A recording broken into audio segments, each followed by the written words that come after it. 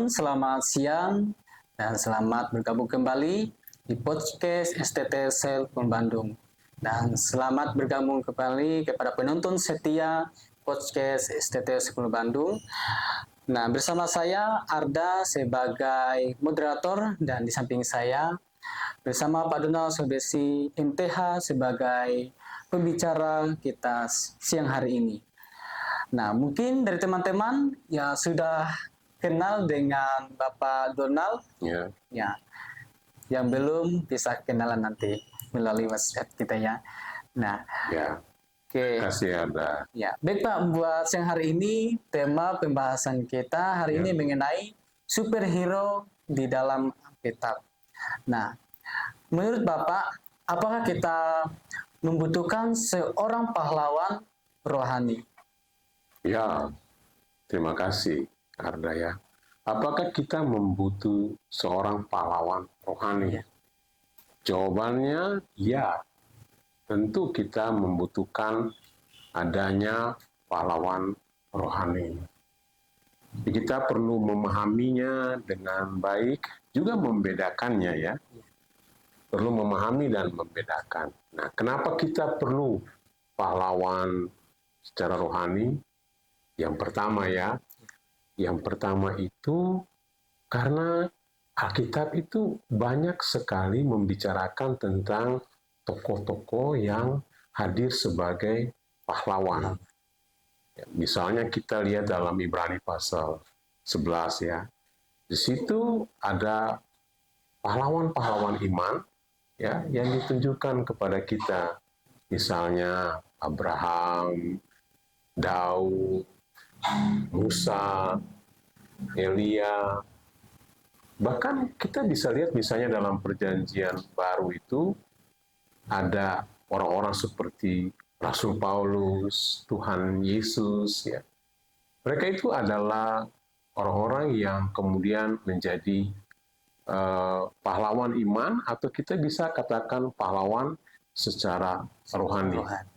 Dan yang menarik itu misalnya di Ibrani pasal 11, mereka itu disebut sebagai pahlawan bukan karena kehebatan mereka ya, tapi karena kehidupan iman mereka. Atau dengan kata lain, mereka bisa dikatakan pahlawan rohani itu bukan karena kekuatan mereka, tapi apa? Karena ketaatan mereka untuk hidup taat kepada Tuhan. Nah, yang pertama, kita banyak bicara tentang orang-orang yang dilihat sebagai pahlawan secara rohani. Lalu yang kedua, kita lihat ya, Alkitab itu menunjukkan kepada kita bahwa pahlawan-pahlawan rohani itu bermanfaat atau bertujuan untuk menjadi apa? Jadi teladan, jadi petunjuk. Jadi sifat mereka itu kemudian menjadi seperti representatif. Mereka meneladankan sesuatu atau meneladankan apa yang baik kepada kita. Nah, misalnya kalau kita lihatnya di 1 Korintus 11 ayat 1, Paulus itu berkata begini, jadilah pengikutku sama seperti aku menjadi pengikut Kristus.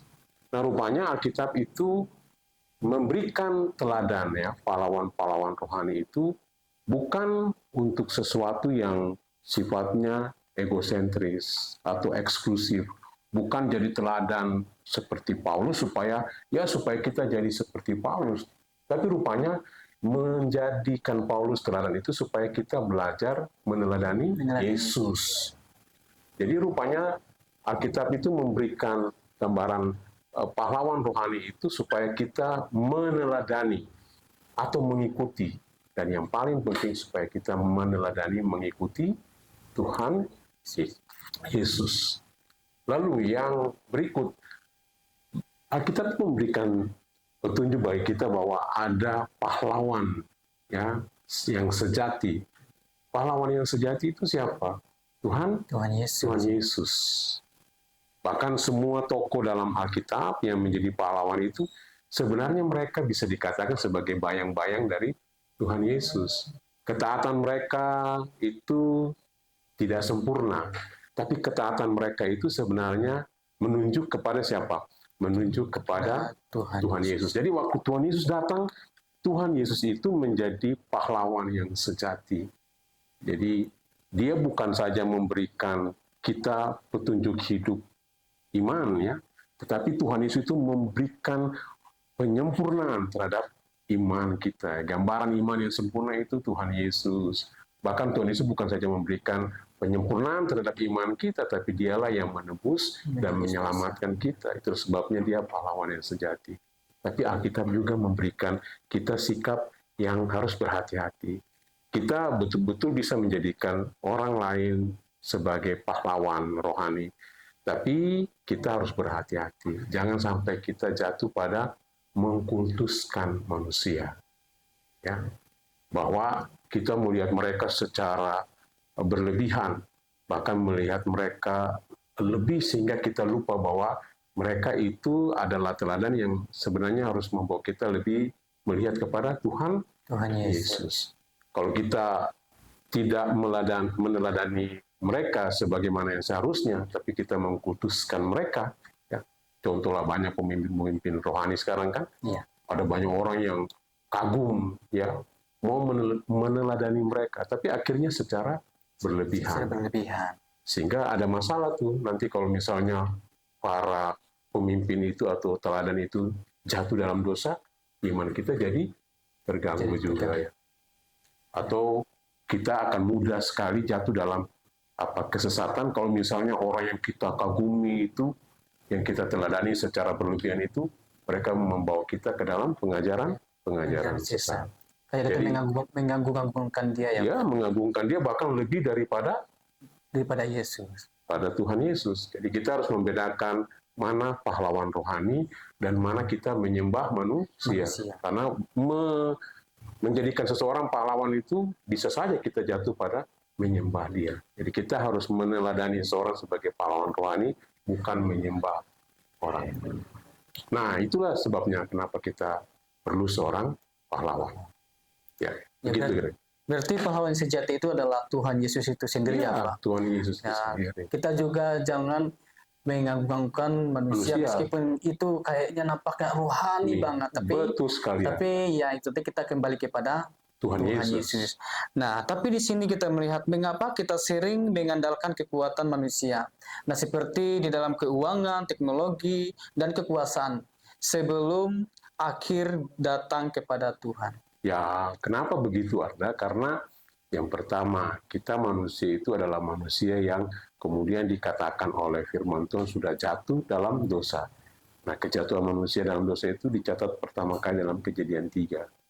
Di situ kejatuhan itu menunjukkan bahwa manusia itu tidak mau bergantung kepada Tuhan. Nah, dalam dosa itu akhirnya apa? Manusia lebih bergantung kepada dirinya sendiri. Atau bergantung kepada banyak hal yang disiapkan oleh dunia ini.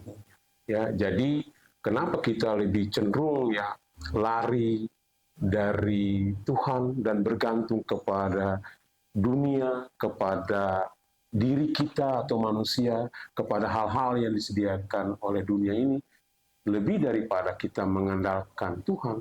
Ya, nanti kalau sudah kepentok masalah, baru datang mengandalkan Tuhan atau cari Tuhan. Itu karena keberadaan kita manusia yang berdosa. Dosa itu membuat kita terputus hubungan dengan Allah dan kita lebih bergantung kepada diri kita sendiri. Tapi yang kedua, kenapa kita lebih cenderung lari kepada dunia ketimbang datang kepada Allah? Kenapa itu, Pak? Karena dunia ini seringkali memberikan kemandirian. Dan kemandirian itu sebenarnya sebuah ilusi. Misalnya, kemampuan diri kita, atau kemajuan teknologi, atau juga keuangan atau harta. Kita merasa kalau kita punya kepintaran, wah kita bisa mandiri. Kalau kita punya uang yang banyak atau kekayaan, kita bisa mandiri. Bahkan kadang-kadang kalau kita dilengkapi dengan teknologi yang canggih, yang luar biasa, kita menganggap kita bisa dalam kita lebih hebat katanya. Tapi itu ilusi, semua itu terbatas, semua itu punya kelemahan atau kekurangan. Juga seringkali dunia ini memberikan kita seperti sebuah kekuatan ya, tapi kekuatan yang sebenarnya terbatas. Ya. Memberikan gambaran kita ada kekuatan yang bisa kita andalkan. Misalnya apa? Ya tadi seperti teknologi, kekayaan. Kita lihat ya misalnya ya orang mau mengerjakan sesuatu atau merencanakan sesuatu, oh tenang, kita punya kemampuan, uang kita banyak, ada banyak orang yang bisa kita andalkan. Nah, akhirnya apa? Kita lebih mengandalkan manusia dan semua kekayaan materi atau kemampuan secara materi ketimbang kepada Tuhan. kepada Tuhan. Dan mungkin yang terakhir, kenapa kita cenderung lebih mengandalkan dunia dan manusia daripada Tuhan? Karena ketakutan dan kegelisahan kita. Itu seringkali membuat kita buru-buru ingin dapat penyelesaian atas ketakutan dan kegelisahan kita. Nah, dunia ini kan semakin hari makin sulit. Banyak kegelisahan, ketakutan yang bisa dimunculkan. Dalam ketakutan dan kegelisahan itu, kita lalu ingin cepat-cepat keluar dari ketakutan dan kegelisahan kita mengandalkan apa? Banyak hal yang bukan Tuhan. Kita lupa firman Tuhan berkata, terkutuklah orang yang mengandalkan manusia. Nah, itu bahayanya seperti itu. Kenapa kita lebih cepat mengandalkan dunia, mengandalkan manusia, termasuk diri kita, atau mengandalkan hal-hal yang lain, lebih daripada mengandalkan Allah. Nanti kalau sudah kena masalah, baru datang. Buru-buru cari. Kebanyakan ya orang ketika dapat masalah langsung datang kepada Tuhan. Apakah itu adalah sebuah ya tanggapan yang tepat atau gimana Pak? Ya, kalau orang dalam masalah datang kepada Tuhan, itu kan tepat ya. Tepat ya? Tepat kan? Oh, tepat sekali ya. Iya, tepat sekali. Gitu. Ya. Oke, nah terima kasih Pak sebagaimana dari pembahasan yang diberikan. Nah jadi apa pesan-pesan yang ingin disampaikan kepada pendengar kita Ya, terkait dengan superhero dalam Alkitab atau menurut Alkitab. Ya, kita harus menjadikan Tuhan Yesus itu sebagai pahlawan yang sejati. Ya. Kalau kita menjadikan Tuhan Yesus sebagai pahlawan yang sejati, maka yang pertama kita tahu bahwa kita harus terus mengandalkan Dia. Ya, dalam segala perjalanan hidup kita. Lalu kita harus juga meneladankan Tuhan Yesus ya, karena menjadikan Tuhan Yesus sebagai pahlawan yang sejati berarti kita hidup semakin serupa dengan Tuhan, dan itu berarti akan berdampak kita meneladankan Tuhan Yesus dalam kehidupan kita. Yang berikut ya pesannya, kita harus lebih dulu mengandalkan Tuhan ya. Dalam perjalanan hidup kita ada banyak hal yang kemudian bisa saja terjadi, kesulitan, masalah, yang mungkin membuat kita bisa kemudian takut, gelisah, cemas. Tapi kita harus belajar mengandalkan Tuhan. Ya, kalau terjadi hal-hal seperti itu, datang lebih dulu, cari Tuhan, mengandalkan Tuhan. Terus yang kemudian kita harus benar-benar bergantung kepada Tuhan dalam apapun yang kita kerjakan dan lakukan.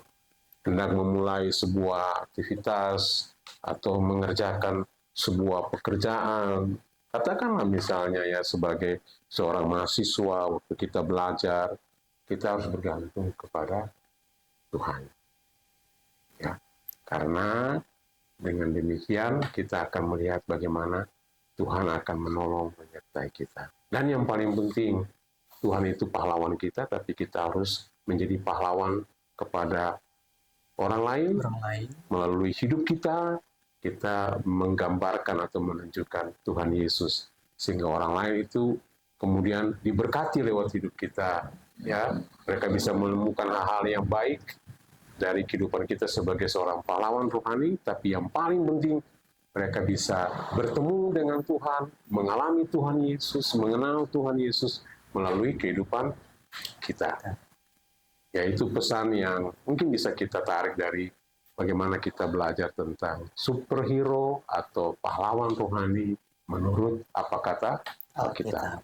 Baik Pak, terima kasih untuk ya tanggapan-tanggapan dari kemana tadi ada dari beberapa pertanyaan dari Thomas superhero menurut Alkitab. Ya. Nah, jadi saya langsung kasih kesimpulan saja. Boleh?